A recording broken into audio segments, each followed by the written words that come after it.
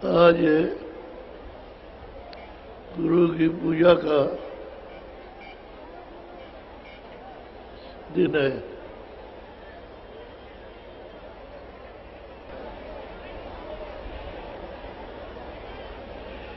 ये महात्माओं से ही उनके समय में ही गुरु पूजा का प्रेमियों ने उत्सव किया। वो दिन चलता चला रहा, आगे भी चलता जाएगा। सब प्रेमियों के उद्गार होते हैं किसी समय भी कोई ऐसा कार्य करते जो उसका दिन लोग हमेशा याद करते हैं।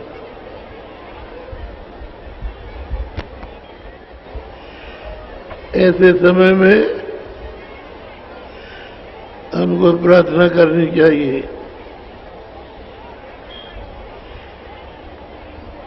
कि हमारी सूरज जगे और नाम को पकड़े। साधक को चाहिए कि हम भी जोर लगाएं और कृपा भी मिलनी चाहिए। जब कृपा दोनों तरफ से होगी, एक गुरु की तरफ से, दूसरा मालिक की तरफ से, और साधक की साधना का जोर होगा तो सब सूरत के लिए सब सुलभ हो जाता है। उधर की भी कृपा नहीं ली, इधर की भी। साधन जोर लगाता है तो उससे काम नहीं बनता, नहीं बनता। साधना तो एक निमित्त मात्र है,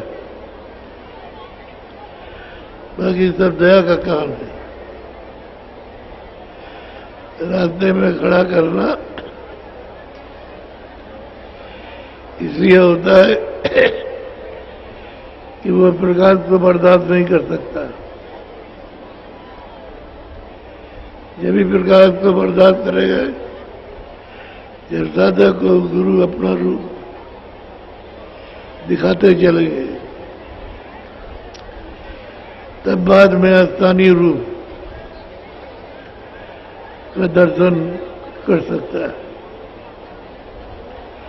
नहीं तो प्रकाश इतना है कि आंखें चकाचौंध होके बंद हो जाए, फिर खुलती नहीं। आवाज इतनी तेज है कि साधक उसको बस रात बर्दाश्त नहीं कर सकता, मृत्यु हो सकती है उसकी,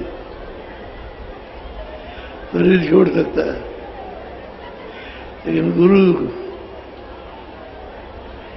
धीरे धीरे धीरे धीरे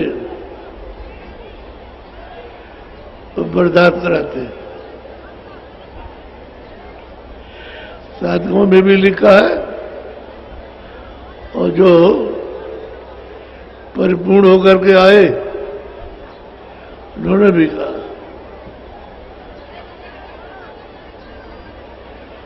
ऐसे समय में दृढ़ प्रतिज्ञा होना चाहिए। एक तो हम साकारी रहेंगे, किसी जीव जंतु या किसी मनुष्य का नुकसान नहीं करेंगे। इन्हीं उसको जान से नहीं मारेंगे। करना तो अच्छे के लिए दी जा सकती है, जान से नहीं मारा जाता। लोग जरा से क्रोध में जान से मार देते हैं, फिर नहीं सोचते हैं कि इसका परिणाम क्या होगा।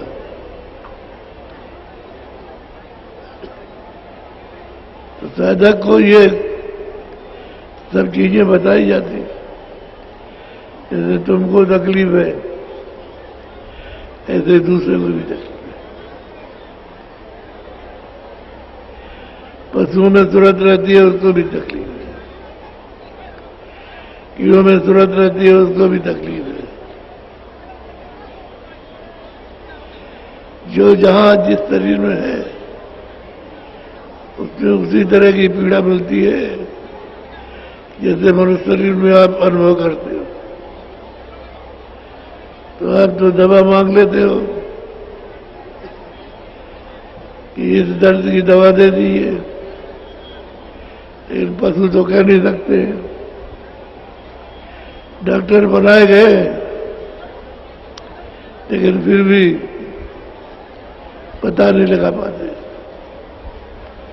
कि कहां पर दर्द है। जैसे मनुष्य का उंगली में दर्द होता है,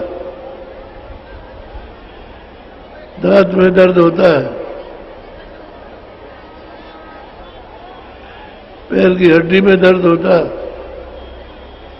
तो शरीरों के अलग अलग अंगों में जो दर्द होता है उसको वहीं महसूस होता है, यहां दर्द हो रहा है। ऐसे ही पशुओं को भी,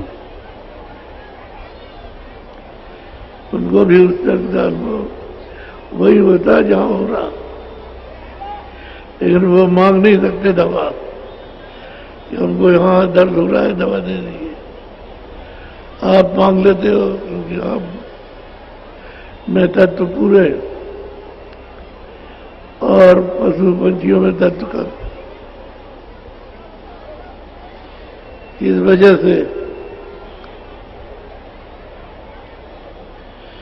तो आज अच्छा दिन है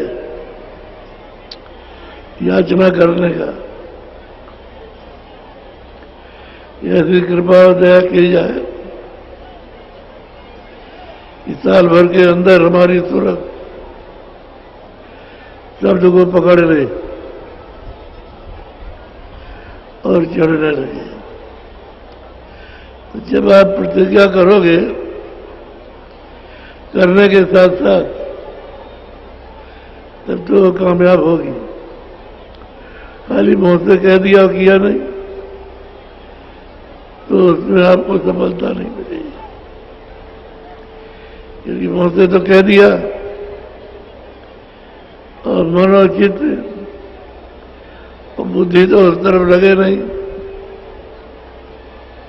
तो असफल है बात। जिस चीज को कहो उस क्रिया करो। या वो आंख से देखना है, कान से सुनना है। जब आप रहोगे उसमें तो दया मिल जाएगी, तब दया मिलती है। और साधुओं को, स्त्री पुरुषों को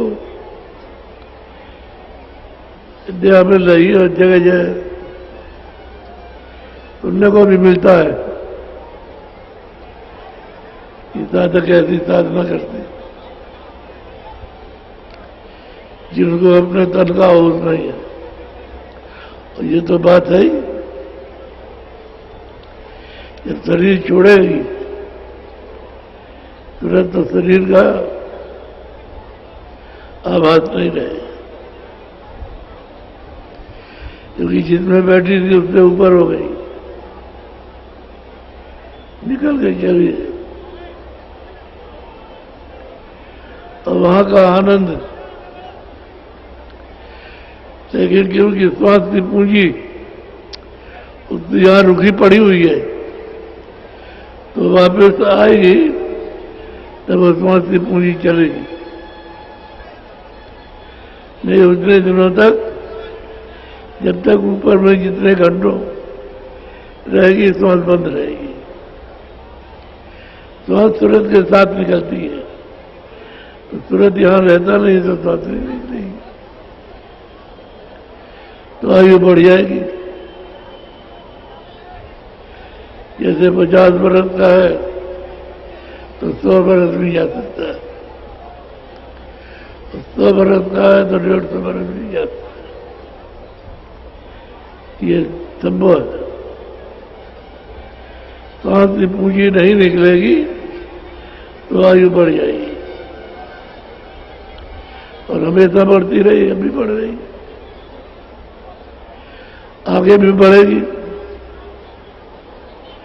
लेकिन जो महात्मा जिस तरह के लिए आए वो उतना काम करते हैं और अपनी पूंजी को किसी को दे देते हैं। स्वास्थ्य की पूंजी को किसी को दे देते, समय से अपना काम किया और चले गए, उसका भी काम हो जाता है उस पूंजी से। जल्दी उसका अभ्यास बन जाएगा, जल्दी सूरज शब्द से जुड़ जाएगी, ऊपर को चढ़ चलेगी और बर्दाश्त भी करती जाएगी। इस तरह से होता है। इतने देर में इतना काम करो, मालिक का हुक्म दे करके भेजा जाता है। तो वहां से जो हुक्म लाए उसका उन्हें पालन करना, वैसे वही मालिक है, तो सब कुछ कर सकते हैं। आपके लिए तो वो मालिक ही है।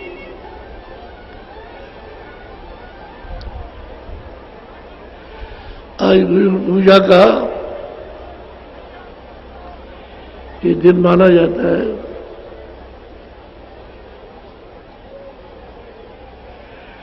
साधकों को दृष्टि से पूजा करना, एक तो दो आंखें और एक अंदर में तीसरी आंख है, तो सच्ची पूजा तो तीसरी आंख में होती है। बाकी दो आंखें हैं तो पूजा शरीर की करती है, लेकिन चेतनता का नहीं कर सकती। और उसकी दृष्टि जो अंदर की है वो चेतन पूजा, गुरु की सच्ची पूजा करते हैं। जहां गुरु बैठे हुए हैं प्रकाश में है, बाहर रोशनी में नहीं है, अंधेरे में नहीं बैठे, प्रकाश में बैठे हुए।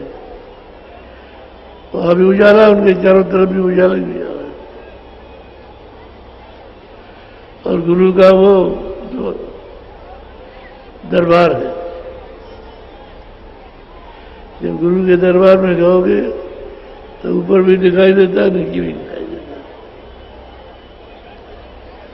दोनों तरफ दिखाई देता है। तो ऊपर तो नीचे से ऊपर आया, ऊपर ही उसको जाना है। तो साधक जब गुरु का दर्शन करता है तो नीचे का नहीं, अर्जी या प्रार्थना ऊपर जाने की, कि आपकी दया सहारा का बल मिलना चाहिए। तो गुरु ने अपना मुकाम हर मंडल में बना रखा, बनाया,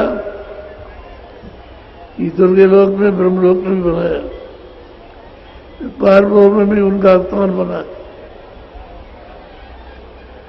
और महाकाल देश में भी स्थान बना। और सच्चे साईं, सच्चे गुरु सतलोक में है ही, तो पूरा देश भी सच्चे गुरु का है। यहां सब जगह पर बैठक बना रही, ताकि साधक को जाने में कोई किसी तरह की अड़चन न हो। और बात बताते जाते हैं साधक कि वहां मिले, वहां मिले, वहां मिले, तो निकल जाता है। अभी हम सब लोग इन सब चीजों को सुनने के लिए कच्ची हैं। ये चीजें सुनने को अभी धीरे धीरे आ रही हैं, ये मिली नहीं है। अभी तो सिर्फ बाहर से अंदर जाने की बात हो रही है, और अंदर घाट से ऊपर की जब, तो अभी आपको उसका संकेत मिला, ये हो रहा है। अब इसी में प्यास लग जाती है, ईश्वर को प्यास लग गई, तो अब ये पानी तो चाहती नहीं, वही पानी चाहती है, अमृत पीना। ये दर्शन नहीं, वो दर्शन चाहती है, और नूर का दर्शन,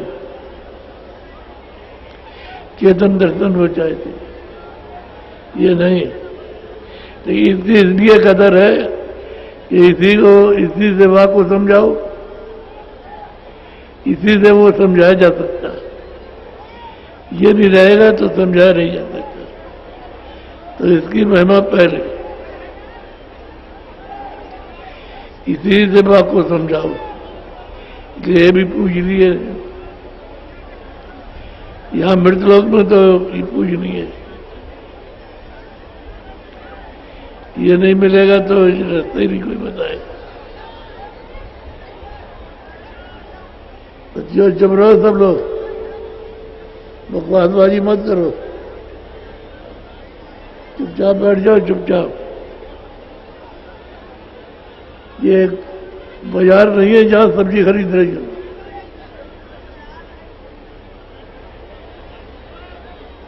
तुमने आए बैठने में इतना शोरगुल,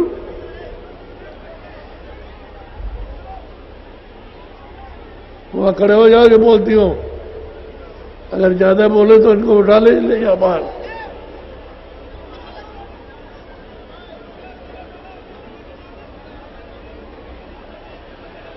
जय गुरुदेव। अरे किसी को भूत लगा है तो सब क्यों चिल्लाती? एक को लगा हुआ, इनको रोज कहा जाता कि डाक बंगले में भूतों को भोजन दिया जाता, भाग जाएंगे। तो वहां नहीं जाती 8 बजे और यहाँ खाना होता है। तो भूत लगा हुआ है तो बात कर रही है।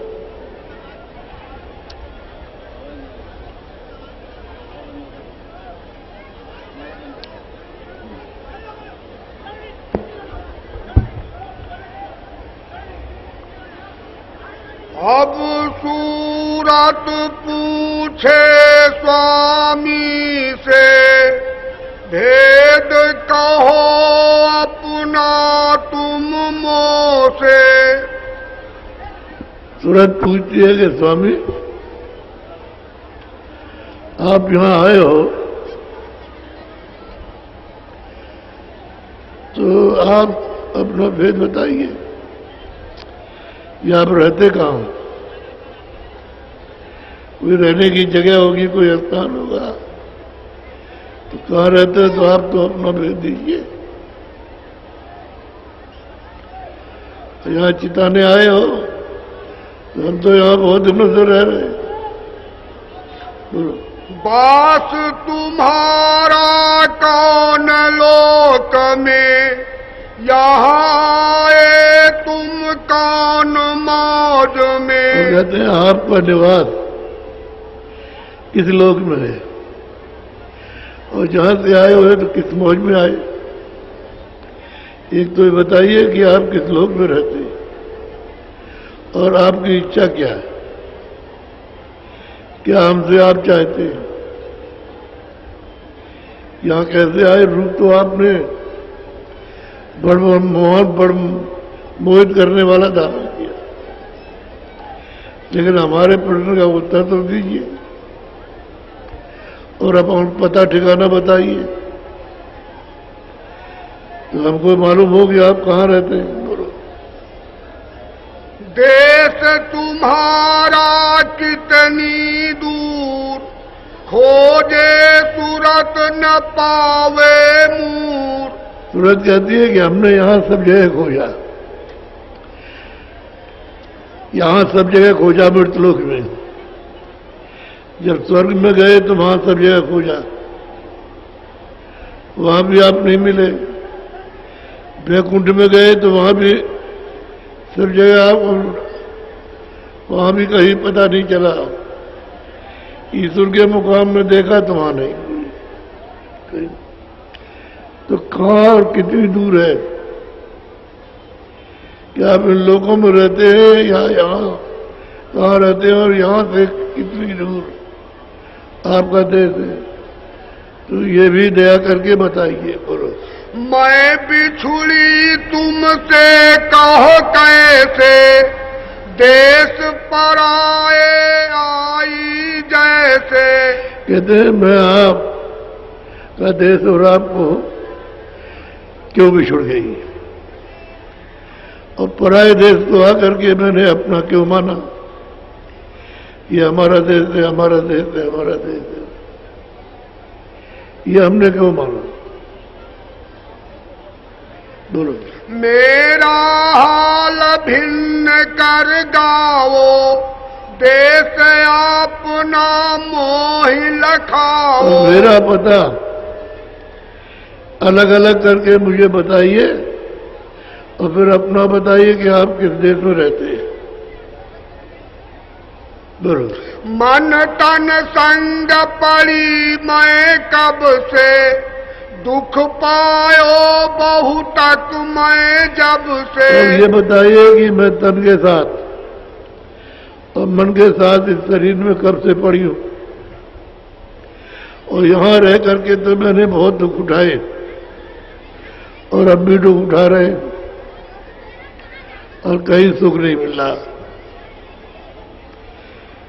कहीं भी निशान भी किसी जगह भी जाओ कहीं सुख नहीं, धन से सुख नहीं है, पद से सुख नहीं, खेती से सुख नहीं है, विद्या पढ़ने से सुख नहीं, या दुख ही दुख है। तो ये हमको तन और मन के साथ कब से डाला, तो ये भी मुझको बताइए।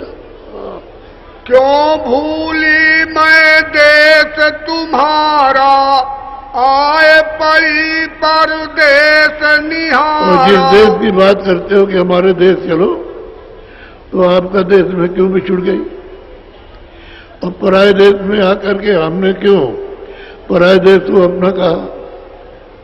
ये मेरा मृत्यु लोक है, मेरा स्वर्गलोक है, मेरा वैकुंठ लोक है, मेरा शिव मुकाम है, मेरा राम मुकाम है, मेरा कृष्ण मुकाम है। ये क्यों मैंने कहा, क्या आप इन्हीं लोगों में रहते, तो आप बेहतर बताइए हमको, और ये भी बताइए किन लोगों में है। बोलो। पाताल बसो की मृत्यु लोक में, स्वर्ग बसो की ब्रह्मलोक में। कहते हैं पाताल लोक में हो या मृत्यु लोक में, या आप शिवलोक में हो या आप स्वर्गलोक में हो, कहां बनते हैं आपका घर कहाँ है। बोलो। विष्णु लोक वैकुंठ धाम में, इंद्रपुरी या शिव मुकाम में। यहाँ साधना करते हैं तो वैकुंठ धाम में कई लोग पहुंच जाते हैं, तो क्या आप वैकुंठ धाम में या शिवपुरी में रहते हैं या विष्णुपुरी में, उन से लोक में आपका निवास है। बोलो। कृष्ण लोक या राम लोक में, प्रकट लोक या पुरुष लोक में। यदि आप प्रकृति लोक में है या पुरुष लोक में है या कृष्ण लोक में रहते हैं या राम लोक में, तो ये हमको सब अलग अलग बताइए कि हम इस लोक में हैं। या तुम व्यापक सभी लोक में, चार खान चर अचर थोक में। यार सब जगह व्यापक है, हर जगह पर हर लोगों में आप रहते हैं, या ऐसा है कि आप चर अचर जो पशु पक्षी हैं, जल के जीव हैं, उनमें सब में आप रहते हैं। कहाँ रहते हैं, किस लोक में रहते हैं, किस जगह रहते हैं, कृपा करके दया करके बता। क्यों मोहि डाला काल लोक में, अति भर माया हर्ष शोक में। हमको क्यों काल के लोक में डाला, और मैं आकर के जब गिरी तो मैं शोक में, मोह ममता में, इसी में रात दिन फेरी जा रही है, और इससे छूट नहीं सकती। तो हमको क्यों यहां डाल दिया, उसका कारण क्या बना, या मैंने कोई अपराध किया था जो मुझे यहाँ डाला गया। बोलो। अब क्यों आए मोहि चितावन, रूप धरा तुम अति मन भावन। कहते हैं कि अब आप इतनी समय के बाद आप आए हैं चिताने के लिए, और रूप आपने जो धारण किया है वो तो मोहित है, आपको देख करके सब मोहित हो जाएंगे, आप पर निछावर हो जाएंगे। ऐसा आपका मनमोहन रूप है, तो क्यों मुझे पराये देश में डाल दिया, और इतनी देर के बाद क्यों आए आप चिताने? बोलो। मैं दासी तुम चरण निहारे, भेद देव तुम अपने सारे। तो कहते हैं मैं दासी हूं आपके चरणों की, आप सारा का सारा कितने भी भेद है सबको दीजिए। तब हंस शब्द सुआबी बोले, सुनो सूरत तुम मैं कहूँ खोले। अब स्वामी बहुत प्रसन्न हुए कि तूने हमसे पूछा है तो हम सब खोल करके तुझको बताऊंगा, तुम उसको सुन। बोलो। जो तू पूछे भेद हमारा, कहूँ सभी अब कर विस्तार। हमारा भेद पूछा है तो मैं सभी सब तरह का मैं तुझे पूरा भेद बताऊंगा। मैं हूँ अगम अनाम अमाया, रहूं मौज में अधर समाया। अब कहते हैं कि मैं अगम हूं, अनाम हूं, मेरा कोई ना, माया से रहित हूं, और मैं अधर में रहता हूं, मेरा कोई भेद नहीं जानता, कोई नहीं पहचान सकता। मैं ही यहां से जाऊं और बताऊं जाकर के तो वो बताएगा कि वहां पर है, वैसे कोई नहीं जान सकता, और मैं अधर में रहता हूं, अधर में सर पे ऊपर, जो सबका आधार है वहां रहता हूं। बोलो। मेरा भेद न कोई पावे, मैं ही कहूँ तो कहन में आवे। मेरा भेद कोई नहीं जानता, मैं ही कहूंगा तो कहने में आएगा। जब मैं यहां से भेजूंगा अपने बोध में, तो वो सूरत नीचे सबको बताएगी, ये रास्ता है, इस तरह से चलो, हम तुम्हारी मदद करेंगे और घर पहुंचाएंगे। वो घर तुम्हारा नहीं है, ये घर तुम्हारा है। बोलो। प्रथम अगम रूप में धारा, दूसरे अलख पुरुष हुआ न्यारा। पुरुष कहते हैं कि पहले मैंने अगम रूप धारण किया, दूसरा अलख रूप धारण किया, और तीसरा सतरूप, सतरूप सतलोक में धारण किया, जो सतनाम है, ये धारण मैंने किया। देखो। तीसर सत्य पुरुष में भया, सत्यलोक में ही रच लिया। कहता तीसरा में ही सतपुरुष हुआ हूं, मैंने वहां पूरी रचना की, अगम लोक की, अलग लोक की और सतलोक की, और ये बड़े बड़े लोक हैं। इससे ऊपर से सबसे नीचे जो है अगम लोक, और फिर अलग लोक, उसके बाद सतलोक। बाकी जो नीचे का विस्तार है वो तो सतलोक से नीचे से होगा। बोलो। इन तीनों में मेरा रूप, यहाँ से उतरी कलायनूप। इन तीनों में मेरा रूप है, एक मैंने बैठाया अगम लोक में, एक अलग लोक में, एक सतलोक। जो यहाँ आएगा वो धीरे से वो अलग लोक में पहुंचेगा, उसके बाद अगम लोक में, तब वो हमारे यहाँ आएगा। ऐसे क्योंकि मेरा प्रकाश बर्दाश्त नहीं कर सकता, तो यहाँ क्या करेगा? क्या कहते सतलोक का प्रकाश और शब्द बर्दाश्त करे, फिर अलग लोक का, फिर अगम लोक का, तब यहाँ का प्रकाश और यहाँ का शब्द सब बर्दाश्त कर सकता है। ऐसे नहीं। करो। यहाँ तक निज कर मुझको जानो, पूर्ण रूप मुझे पहचानो। कहते यहाँ तक मैं रहता हूँ, यहाँ मेरा रूप यहाँ पहचान निभाएगा कि मैं किस तरह का, इनमें कितना प्रकाश है, उनमें कितना प्रकाश है, उनमें कितना प्रकाश है, कितना शब्द उनमें है, कितना उनमें है, कितना उनमें है। तो ये मालूम होगा कि कितना शब्द और प्रकाश कितना होगा। इनमें तेरा मेरा रूप है और यहां से मुझे पहचाने, बाकी यहां से उतार होगा नीचे। अंश दोय सतपुरुष निकारी, ज्योत निरंजन नाम धरारी। दो अंशों को निकाल के बाहर किया, एक पुरुष एक नारी, और उनका नाम रखा निरंजन। उस सहज जल कमल में बैठा दिया और झंझरी द्वीप में नारी को, दोनों को यहां जाकर के बैठा दिया। तो जब इन्होंने नीचे ला करके मंडल बना के इनको बैठाया, तो फिर उसके ऊपर में ब्रह्म को बैठाया, पार ब्रह्म को, फिर सतलोक के नीचे ही महाकाल पुरुष वो लोक को उन्होंने स्थापित कर दिया। सबसे नीचे इनको भेजा, निरंजन को और माया को।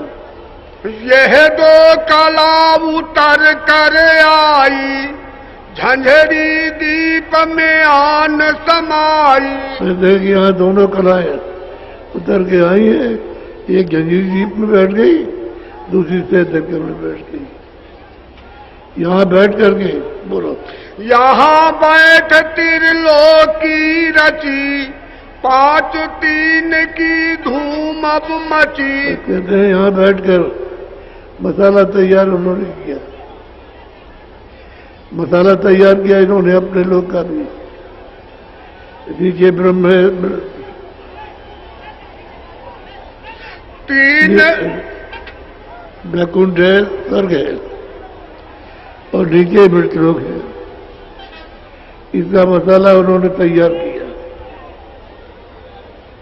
बोलो, 3 लोक से मैं रहूं न्यारा, 4 5 छा में विस्तारा। कहते हैं कि भाई 3 लोक से तो मैं न्यारा हूं, अलग, मैं यहां रहता ही नहीं। तूने पूछा कि यहां रहते हो कि यहां नहीं, मैं किसी लोक में नहीं रहता हूं, न चर में हूं न अचर में हूं, न यहां सब जगह व्याप्त हूं, मैं तो इनसे परे रहता हूं। यहां कौन रहता है? बोलो, 3 लोक एक बूंद पसारा, सिंध रूप मैं अगम अपारा। 3 लोक में एक बूंद का पसारा, एक उस समुद्र की एक बूंद। तो समुद्र में कितनी बूंदे होंगी उससे कोई गिनना हो सकता है? एक बूंद का ये पसारा है। और मैं सिंधु अगम हूं अपार, मेरा पार अपार कोई जान नहीं सकता, मेरी कोई पैमाइश नहीं कर सकता, मेरे धाम की नहीं कर सकता। बोलो, मैं न पताल स्वर्ग नहीं मिलता, ब्रह्मा विष्णु महेश न जुगता। मैं पाताल में हूं,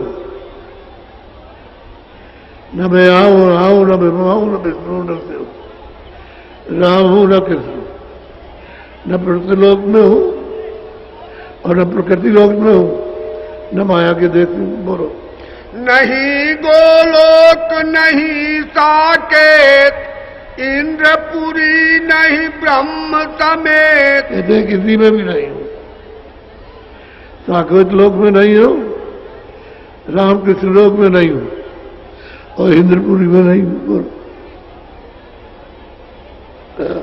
3 लोक व्यापक मैं नहीं, बूंद एक मेरी यहाँ रही। कहते 3 लोक में मैं व्यापक नहीं हूं। जो जब 3 लोक में नहीं है तो चराचर में कैसे हो जाएंगे? एक बूंद हमारी यहां रहती है, उसी बूंद का सकल पसारा, वेद ताहि कहे ब्रह्म अपारा। इसी बूंद का निरंजन भगवान का ही सकल पसारा है। इसी को वेदों में लिखा है कि इसके आगे कुछ नहीं, लेकिन इतना ये आगे कुछ है, ऐसी खबर लगती है, पर हमने नहीं देखा। जिसने भी ये किताब लिखी है उसने कहा आगे कुछ है, हमने देखा नहीं, लेकिन इसके आगे कुछ नहीं है, यही है, इसी को कहते हैं कि अपार है ये वो, और यह एक बूंद, उसकी एक बूंद है और आप उसको अपार कहते हो, क्या कहते हो, और कहीं कुछ नहीं है, यही है। जो सब धर्मों ने बताया यही है। और आगे संत कहते हैं ये भी है, और ब्रह्म भी है, पार ब्रह्म भी है, महाकाल पुरुष भी है, और सतलोक भी है, अलगलोक भी है, अगमलोक भी है, और हमारे नमामि धाम भी है। संतों ने सब देखा तो सबका वर्णन किया, इन्होंने आगे नहीं देखा तो ये कहते हैं आगे नहीं।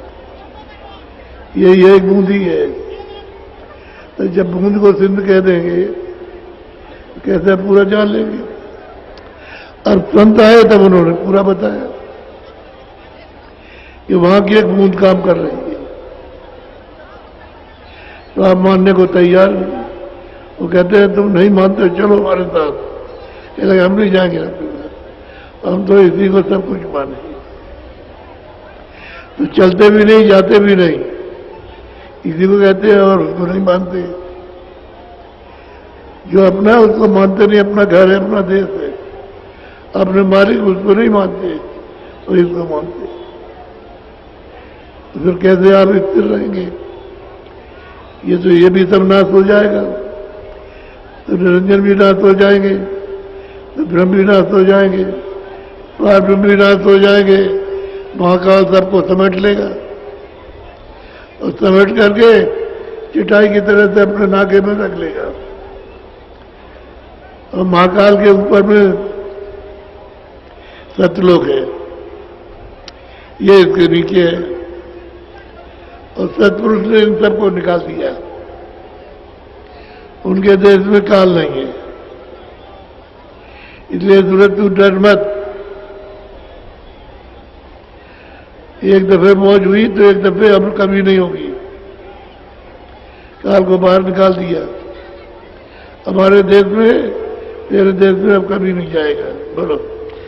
वेदांती आहि ब्रह्म बखाने, सिद्धांती आहि शुद्ध पुकारे। इसी को सब कहते हैं, जितनी और किताबें हैं सब इसी को, लेकिन संत मत की जितनी है किताबें वो सब आदि से अंत तक, नीचे से ऊपर तक, ऊपर से नीचे तक वो सब बताती हैं, तो उसको मानने को तैयार नहीं।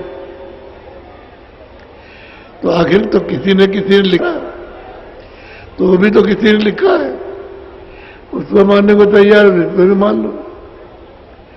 तो वहां झगड़ा करते हैं और झगड़ा खड़ा कर लेते हैं, तो मानते नहीं, इसलिए धोखा खा गए। बोलो। इसके आगे भेद न पाया, सतगुरु बिन उन धोखा खाया। तो आगे भेद मिला नहीं और सदगुरु उनको मिले नहीं, जो ये भेद बताते तो धोखा खा गए। बूंदी को सिंध कहते रह गए और बूंद को भी नहीं पाया, तो यही चक्कर मार के कर्म करके और 84 नरकों में चले गए। बोलो। जितने मत हैं सग जग के माही, इसी बूंद को सिंध बताई। जितने मत हैं, संत मत को छोड़ के जितने मत है, इसी बूंद को निरंजन भगवान को ही सिंध कहते। जो शहद दल कमल में बैठे हुए इन्हीं को सिंध कहा जाता है। ऊपर इनके ब्रह्म है, ऊपर में पार ब्रह्म को नहीं, ऊपर में महाकाल पुरुष बैठे हुए, उनको कहते हो गंभीर यही के। अगर उनको भी माने तब भी फिर है, जब देखते हैं नीचे तो जब प्रलय हो जाती है तो ईश्वर नहीं रहता, न प्रभु रहते। पारब्रह्म रहती है, सबका चटाई की तरह से सिमटा हो जाता है। यहाँ कुछ नहीं रहेगा, स्वर्ग वैकुंठ में कोई लोग नहीं रहेगा, वही काल लोग रहता है सीमा तक बस। वो जब चाहेंगे तब विस्तार करेंगे, समेट लिया। सतलोक में ये जाती नहीं, वहां मृत्यु होती नहीं, वहां परिवर्तन होता नहीं, प्रलय होती नहीं है, वो इससे अलग है। ऊपर के सब, जब सतलोक अलग है तो अलग भी अलग है, रकम भी अलग है, और फिर अनामी धाम वो तो है ही। बोलो। सिंध असल रहा इनसे न्यारा, वेद कते बनता ही संहारा। इनसे अलग है, उन्होंने सब अपनी वहां से एक तुरंत को देख करके सब वर्णन किया, वो इन सबसे अलग है। इनके अंदर नहीं है, मैं तो ढूंढ है। इन्होंने तपस्या की है, इनकी तपस्या करते करते मालिक खुश हो गया। उसने कहा मैं तुमसे खुश हो गया हूं, तुम मुझसे जो कुछ भी अपने मुंह से मांगो दे दूंगा। तो इन्होंने राज मांगा, उनका ये मत तुमको दिया तो फिर राज किस पे करेंगे, तो हमको कुछ सुर तुमको दे दीजिए। यानी योग मत तुमको सुर दे दी, लेकिन ये कहा कि इनको तकलीफ दोगे, आराम से रखोगे तो हम सबको बुला लेंगे कि हम सबको आराम से रखेंगे। किसी को कोई तकलीफ भी देंगे तो कुछ सूरतों को दे दिया, थोड़ी सी दिया। वो तो समुद्र में से 1 लोटा 2 लोटे दे दिया, उसमें क्या फर्क पड़ता। 100 घड़े दे दिए, लाख घड़े दे दिए, करोड़ घड़े दे दिए, इसमें क्या। तो थोड़ी सूरतों को दे दिया इनको, ये ले आए और जगह जगह मसाला मतलब मिलाकर रचना इन्होंने इकट्ठी खिलाई कर ली। या ये कर लिया, फिर ठोक में ये खड़ा कर लिया। जब वो मसाला मिल गया तो तुरंत पर बैठा दिया। जब घड़ा तैयार हो जाता है माँ के पेट में, जब 5वें महीने में सूरत आती है, घड़ा तैयार हो गया, आई बैठा दिया, तो खाली इससे आने पर पकता है। शरीर जब पक गया तो बाहर निकल गया। माँ के पेट में बिल्कुल उससे संबंधित रहता है, जब पक जाता है तो सब से अलग हो जाता है, कहीं किसी जगह भी जुड़ा नहीं रहेगा। और माँ के पेट में इस तरह से हिलता है। माताओं से पूछिए, बच्चा ऐसे खिलता है ऐसे अंदर, तो उसकी गुदगुदी से माँ जिंदा रहती है। अगर वो चुप हो जाए तो माँ मर जाएगी, जिंदा नहीं रह सकती। अलग हो जाता है तुरंत आई तो बस हरकत करने लगी, तो जब शरीर पक गया तो बस बाहर हो गया, बाहर निकल गया। बोलो। ब्रह्मादिक सब वेद भुलाए, ऋषि मुनि करम भरम लिपटाए। ब्रह्मा ने मान लो वेद लिखे, साथ लिख दिए, तो ऋषि मुनि उसी को तो पढ़ते हैं। जब ब्रह्मा विष्णु महादेव खुद भूले हो गए, तो आप उन किताबों को पढ़ते हो तो आप भी भूले हुए हो, आप इनको भूले हुए हो कि ब्रह्मा विष्णु महादेव कहाँ पर है, उन्हीं को नहीं जानते। और बात सब करते हो भगवान की, कैसे पता लगेगा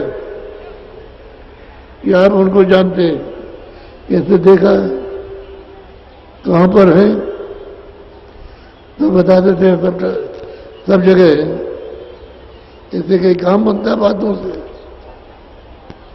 बोलो। पीर पैगंबर कुतुब औलिया, बुंद भेद पूरा नहीं मिलिया। जितने भी पीर पैगंबर अवतारी शक्ति है, उनको पूरा भेद नहीं मिला। बस यही से किसी ने 1 को, किसी ने 2 को जानकर वो यही रहे। ऊपर के जब भेद नहीं मिला तो जाएंगे कैसे? तो उनके लिए तो रास्ते सब रुके पड़े, तो जो उधर से आएगा रास्ता तो वो खोलेगा, उनके साथ जो जाएगा निकल जाएगा। ऐसे कैसे कोई जा सकता है? बोलो। सुनो सूरत तुम अपना भेद, तुम हम में थी सदा अभेद। आप सूरत से कहते हैं कि देख तू अब सुन ले हमसे अपना भेद, तू हम में थी अभेद। मुझ में और तुझ में कोई भेद था नहीं, किसी तरह का भी कोई हमारे ही पास रहती थी, अभेद थी, कोई भेदभाव नहीं था। तू भी मालिक थी जैसे मुझको मालिक समझते थे। बोलो। काल करी हम सेवा भारी, सेवा बस होए कुछ न विचारी। काल ने सेवा की तो इतनी सेवा की कि मुझको कहने पड़ा कि मैं तुम्हारी इस सेवा से प्रसन्न हूं, तुम अपने मुंह से जो कुछ मांगो मुझसे मैं वही तुमको दे दूंगा। तब इसने मांगा कि हमको राज दे दीजिए और इन पर राज करने के लिए सुरतों को, जीवात्माओं को दे दीजिए। तो सेवा बस होकर के कहते हैं मैंने तुझको उसको दे दिया, उसको दे दिया। सेवा के बस होकर के तुझको मैंने उसको दे दिया। बोलो। तुमको मांगा हमसे उसने, सौंप दिया तुम्हें सेवा बस में। उसने मांगा तुमको हमसे, हमने सेवा के बस होकर के तुमको उसे सौंप दिया। बोलो। काल लाए तन मन में घेरा, दुख सुख पायो तुम बहु तेरा। काल यहाँ ले आया और ले करके यहाँ शरीरों में, इस तन मन में यहाँ करके घेर लिया। अब वहां से जब से जन्म मरण होता तब से हम दुखी है, हमको सुख नहीं मिला। कभी यहाँ कभी वहां, कभी मतलब इस पर गए तो वहां 200 बरस रहे, फिर आ गए, फिर कभी 84 में, कभी नरकों में, यही भोगते रहे, बड़ी तकलीफ, और आज तक कोई रास्ता नहीं मिला। तो हमने तुमको सेवा के बस होके दिया। बोलो। दुख में देखा तुमको जब ही, दया उठी हम आए तब ही। हमने तुमको दुख में देखा कि तुम सब के सब दुखी हो तो हम आए तुमको ले चलने के लिए। बोलो। आए किया हम शब्द उपदेशा, शब्द माही तुम करो प्रवेशा। हमने आकर के शब्द का उपदेश किया कि तुम्हारे दरवाजे पर शब्द बोल रहा, तुम जरा सा ध्यान दो और नाम शब्द को पकड़ लो, इतना ही काम करो। ऊपर से शब्द आ रहा, तुमने इतनी गंदगी लाद रखी है अपने ऊपर में कि तुम्हारे कान और आंख नहीं देखती है, न सुनती। शब्द ऊपर से आ रहा, अब हम आए हैं शब्द पकड़ाने के लिए, तो तुम पकड़ो शब्द। फिर जब यह अंतःकरण साफ हुआ और आंख खुली और कान खुले, तब सुरतों ने पकड़ा, तब पकड़ के चढ़ाई की, तो बहुत सुरतें पहुंच गई, थोड़ी बहुत नहीं, संतों ने बहुत पहुंचाई। बोलो।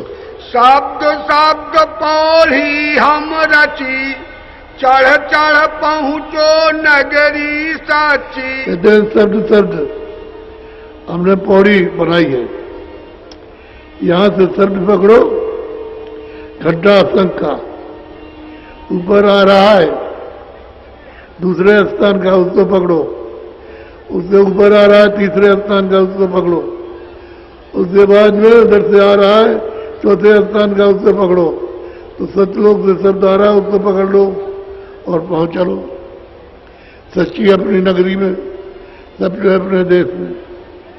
ये देश जो है काल का देश है, अपना देश है।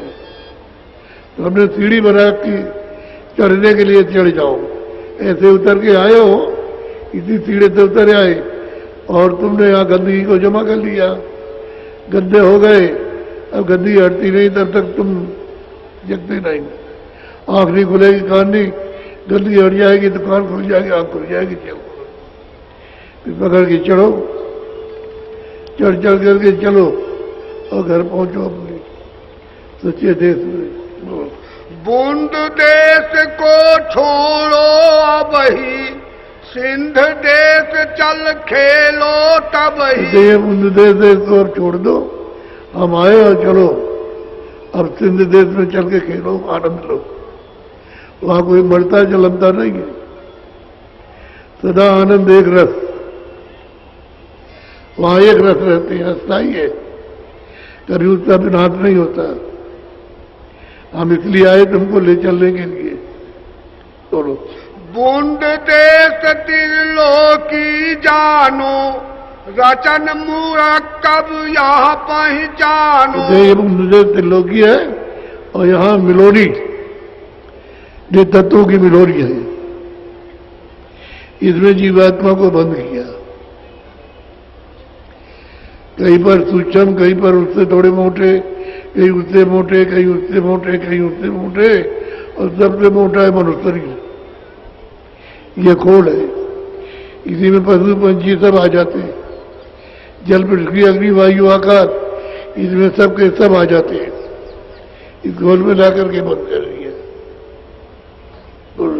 मुफरत रचना तुम्हारे देश, सत सत जहाँ सत संदेश। कहते हैं निकालित रचना तो तुम्हारे देश में है, और यहाँ मिलोनी जो है ये तत्वों की है, गंदगी की मिलोनी है, इसमें ला करके तुमको बंद कर दिया। अब तुम गंदगी हटा नहीं सकते, इसलिए हम आए कि गंदगी हटाएं और शब्द के साथ जोड़े और ले चले। चलो अपने घर बोलो। यहाँ रचना तरकीबी हुई, सो मैं खोल सुनाऊं सही। कहते हैं तकलीफ से, रचना तरकीब से होगी, इसी मसाला मिला मिला करके तरकीब से होगी। और तुम्हारे यहाँ कोई मिलोनी नहीं,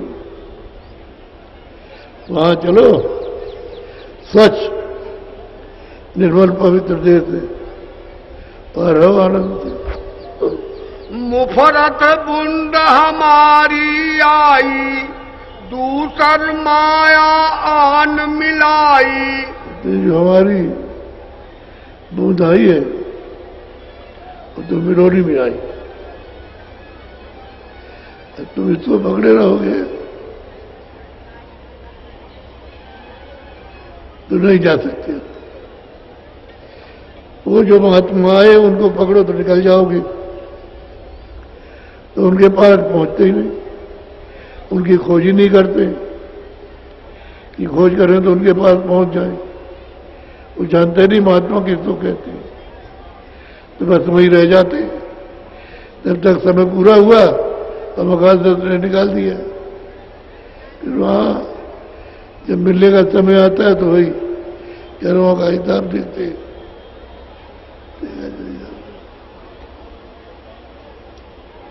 बोलो। 5 तत्व तीनों गुण मिले, ये सब 10 आपस में रले।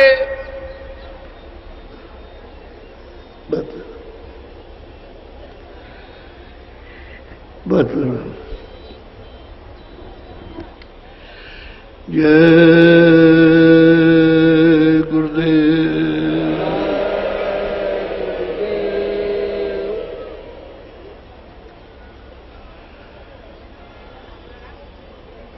इतने लोग हैं जो नामदान को आए, जरा हाथ उठाओ, आप हाथ गिराओ, कितने लोग फिर उठाओ। ये तो बहुत बड़े, बहुत लोग आए नीचे।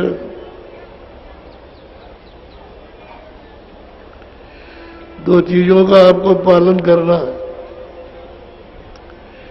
एक तो शुद्ध शाकाहारी रहना। जब तुम्हारा बच्चा, माँ, तुम्हारा पिता या भाई चला जाता है तो उसको ले जाते हैं किसी मैदान में या तालाब के किनारे या नदी किनारे, उनको ले जाके जलाते हैं और और फिर उसको वहां जलाकर मुर्दे को ले गए तो अशुद्ध हो गए। तो वहां तालाब नदी नाले में नहाया।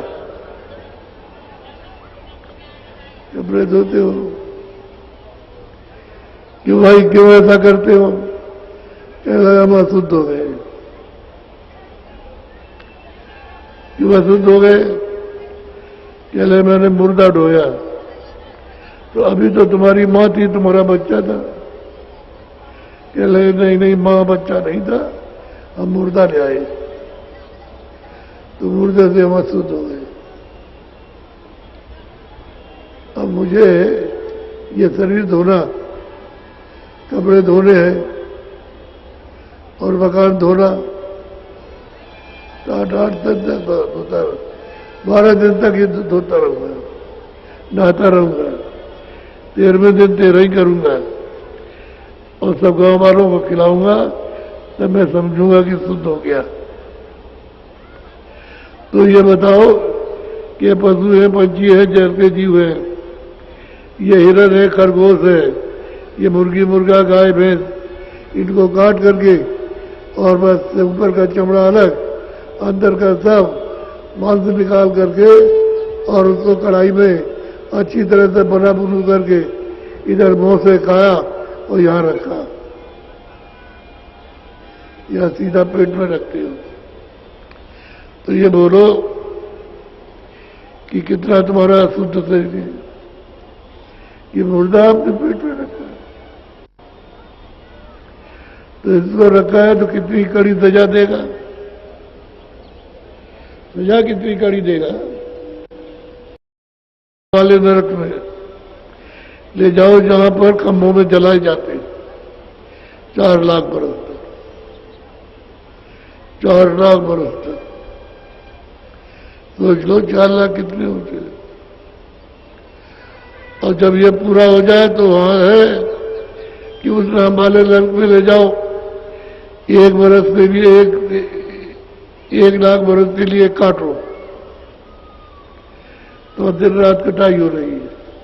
इधर जोड़ते जाते, काटते जाते, जोड़ते जाते, ऐसी मशीनें चलती रहती है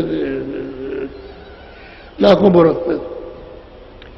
जब ये सजा पूरी हो जाए तो उसी में नीचे लिखा हुआ है कि उस नाम वाले नरक में ले जाओ, 10,000 बरस के लिए चढ़ाओ।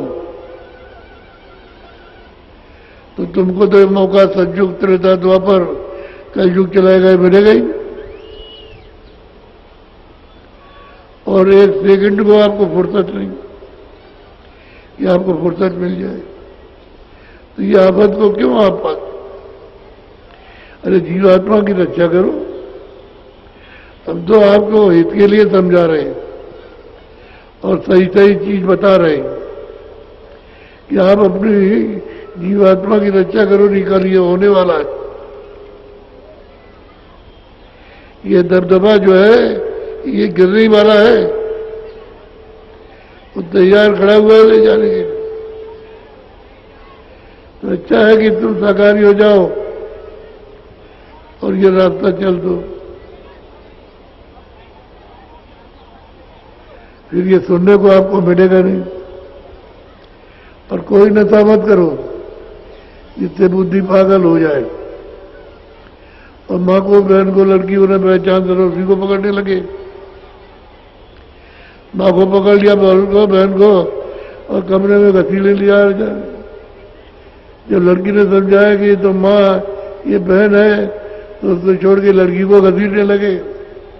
जब 10 आदमी दौड़े और मारा, तब उसको होश आया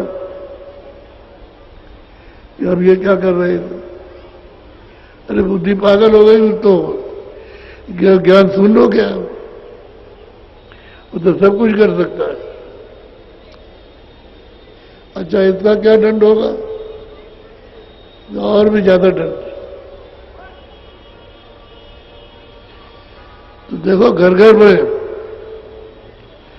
घर घर ये होने वाला लगा और कोई बोलता नहीं, चुप है, चुप्पी साथ देता। ऐसा जुग जमाना आया कि बहुत से बोल ही रहे कि जो कुछ भी इज्जत है सब हमारी खत्म तो हो ही गई। जब तुम्हारे घर में ये काम होता है तो खत्म को हो गया। अब कोई थोड़ी समझता है कि माँ है, कि लड़की और बहन है, कुछ नहीं। मुझसे कहते हो और बस करते कुछ। तो इसलिए आप हुक्का पियो, एक तो शाकाहारी रहो, हुक्का पियो, अच्छे कपड़े पहनो, अच्छा खाना खाओ, अच्छे मकान में रहो, लेकिन शाकाहारी। नशा छोड़ दो, हुक्का पियो, तो जो तुम्हारी बरकत गिर गई वो वापस आ जाए। ईमानदारी मेहनत से काम करो तो सब बरकत वापस, बरकत